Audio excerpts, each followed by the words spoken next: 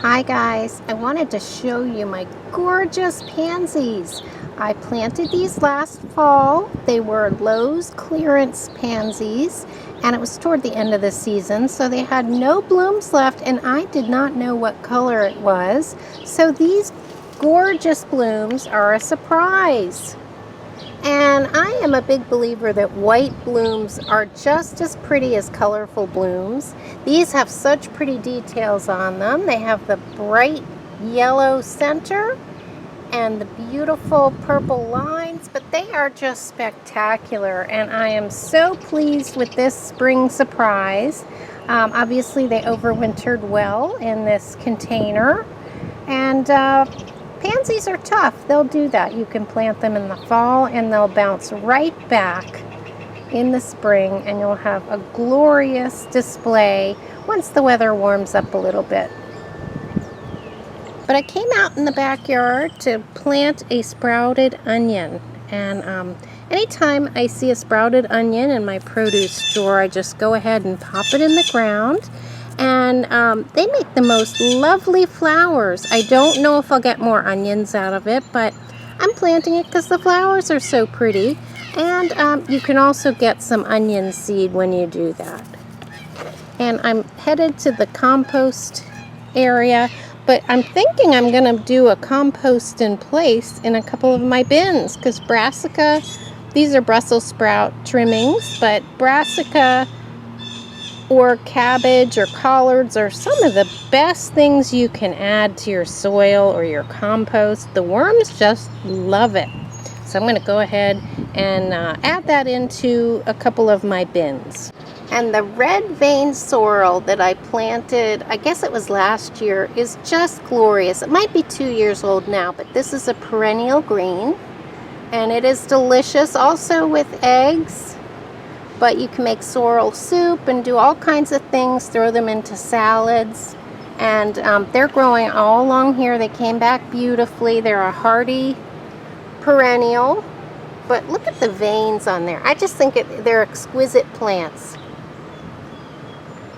I did plant a couple of pepper plants, not because it's the right time, but because they were really drooping when I was bringing them in and out of the house, and I thought, I'm going to lose them if I don't plant them. So hopefully it's not too early, and if there's some type of cold weather front that comes through, I do have some plastic cloches I can turn over there and just protect them. Also, you know, a small plastic trash can does the job nicely, but I feel confident that it won't be cold enough to kill them, especially if I protect them on a cold night or something, like, you know, if it gets down into the 30s, I would definitely cover them.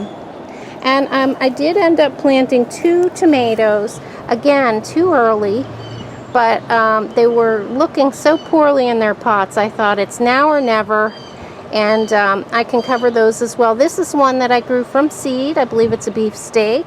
And then this is one that I bought at the store, also a beefsteak.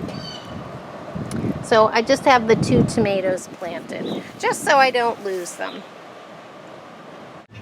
Here are a few more that I purchased just this week, and I think they're exquisite too. They're called Frizzle Sizzle Blue.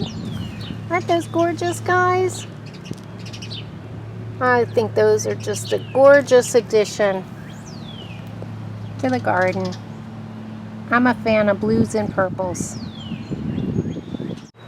Here are some other onions that I planted in a container, and many of them are just the onion bottoms. So I'm hoping that those all bloom and give me seed as well. And I've tucked in a couple of euonymus cuttings. I did a little pruning.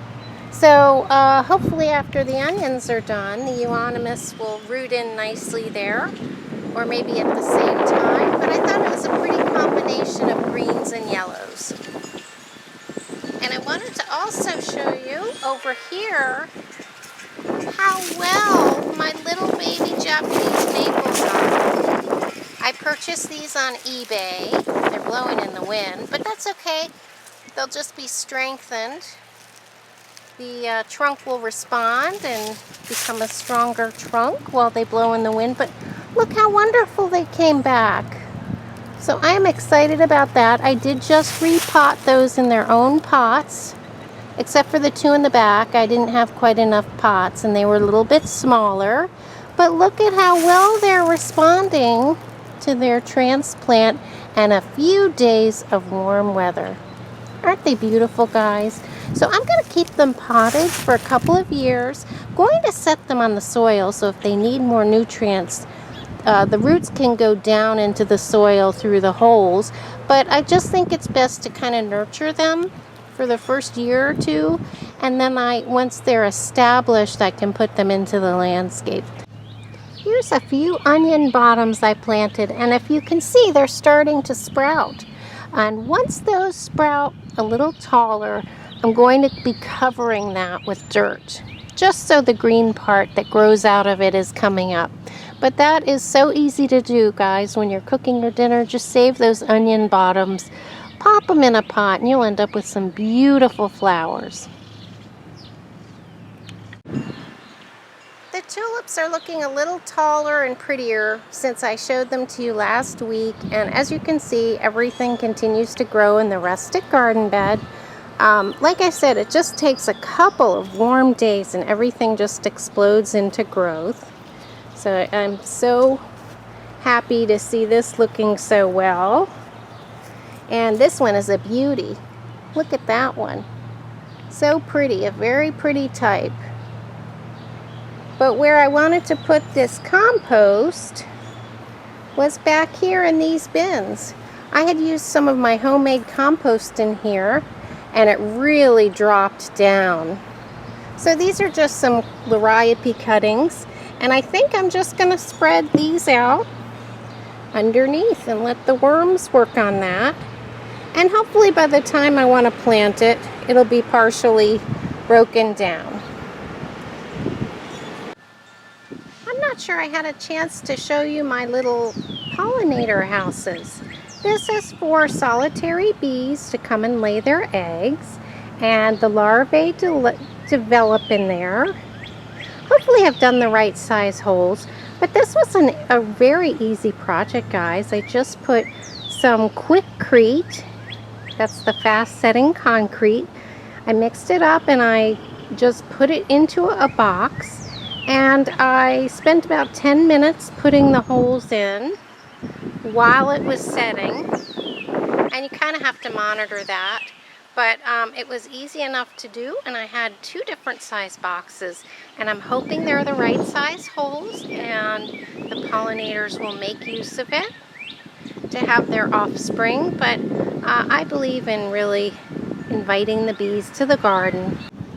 I did make a little solar fountain back here, and it's wonderful because you don't have to fill it too much. It is covered so debris doesn't fall in it and mosquitoes don't make their larvae in there.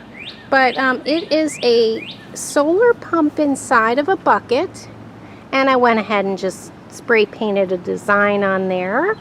And the wire runs back along here and just sets up here in the bin connecting to this solar panel. And when the sun is shining on it, it causes the pump to run and just a little bit of water comes out of the top. I've punched some holes along here. And this was an idea I got from Robbie and Gary Gardening Easy. And she has a wonderful YouTube channel, and she makes loads of solar fountains all over her garden. She loves to attract the birds, and I'm hoping this attracts some birds and bees, and is an easy type of fountain that doesn't need a lot of maintenance. And that is setting back here in this corner. And my peonies are coming up, guys. They look fantastic. They actually put on some good size this year, and I'm hoping to get some blooms. I haven't gotten any blooms from these guys yet, but this might be the 3rd year I have them. So we'll see. I hope to be able to show you some blooms in a couple weeks. And I found a spot for my sprouting onion right here in the rustic garden bed. Just going to cover up the bulb.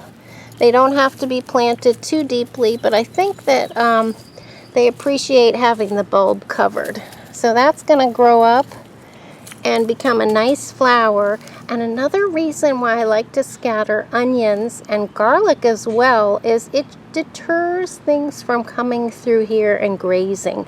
A lot of the grazing little creatures, I don't know about bugs, but a lot of the little creatures that come along like squirrels and possibly chipmunks, they don't like the smell of garlic and onions. So if you intersperse this amongst your flower and vegetable gardens, it does help deter a certain amount of pest pressure. So that's another reason I like to do it, besides seeing beautiful flowers appear later in the spring.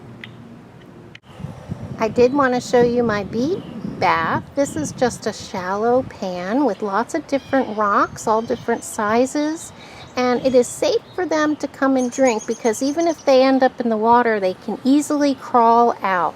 And let me tell you, these bees love it. There's never any less than, you know, say 6 or 8 bees at any given time, all buzzing around, coming in for a drink. And it is one of the really important things you can do to attract pollinators to your yard is to set up a safe little bee watering hole like this. So they are loving this setup, and I don't even see them around the deeper bird baths anymore. So this is their dedicated watering hole. And like I said, they seem to really love it.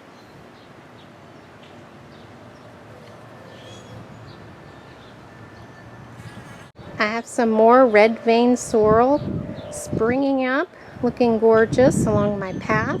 And as you can see, my sedum has really filled in between the stepping stones, and it is the prettiest spring green. I love it. My friend had given me lots of cuttings that I just placed between the stones, and wow, have they ever filled in. It will really cut down on my mulching needs, and I just think it looks dreamy. It's so beautiful.